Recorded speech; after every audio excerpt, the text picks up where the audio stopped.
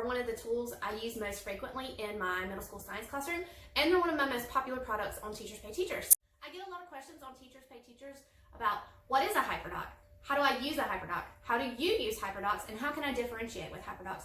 So I'm hoping today I can answer all those questions and show you how great HyperDocs are to use in the classroom.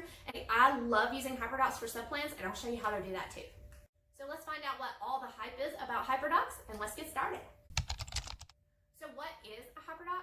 A HyperDoc is just a Google Doc with all the links and material that you want the students to get already in the page. So I'm going to show you an example of one of the HyperDocs I made for the digestive system.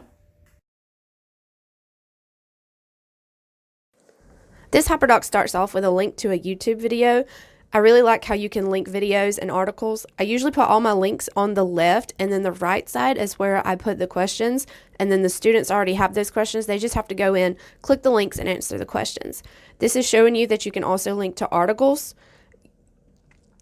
and then you can also insert Google drawings. So I use these to make labels. The students can create charts, Venn diagrams. There's many things you can do in a HyperDoc with a Google Draw. I also like to add some extension videos and then categorize. So here they can categorize primary and secondary organs. And then I usually add an early finisher section where you can insert more videos to learn, or also link to games. Now I'm going to show you how to get the HyperDocs assigned to your students. You will attach the HyperDoc from your Google Drive to the Google Classroom post. Then you're going to click the drop down to make a copy for each student.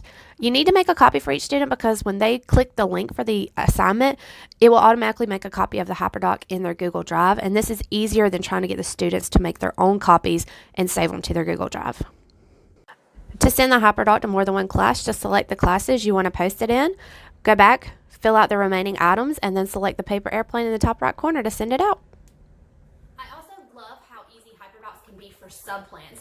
The way that I showed you how to upload HyperDocs to a Google Classroom, those can also be done from your phone. If you have your Google Drive on your phone, say you have an emergency. For me, this happened when one of my girls was sick. I had to call in to work, and they got a sub, and I had to go take her to the doctor. However, before we left, I was easily able to upload those HyperDocs to all of my classes and send that out, and within 10 minutes, all of my work was finished for the day. The kids were able to continue the learning goals of what we had already started, and I knew they were getting the content they needed because they were using a product that I had created to meet the learning goals and the standards for that lesson.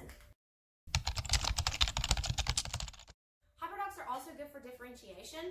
It's easy to make a copy of a HyperDoc and take out parts you don't need. As you can see in the example I showed you, it had a lot of early finishers or extension work.